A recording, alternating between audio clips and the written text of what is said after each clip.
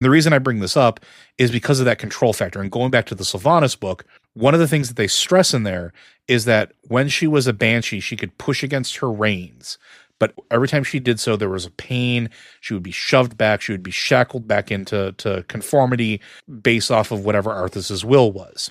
In a lot of the same way, that hunger, that the endless hunger, the eternal hunger, is that without him having to focus on. Because by the time the Death Knights are being made by Arthas, he's already lost a whole bunch of his lieutenants.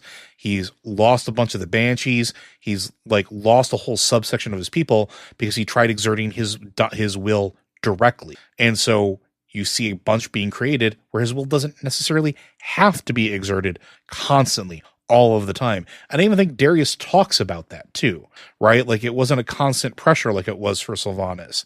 It was this hunger, this thing that while there was the sort of the re-upping of the seeds of the program or the directive given from Arthas, it wasn't the only thing keeping them in line, because if they didn't do the thing, which essentially was what Arthas wanted them to do anyway, which is sow chaos, cause destruction, more bodies for the pyres, take over the world, blah, blah, blah, they would just lose themselves.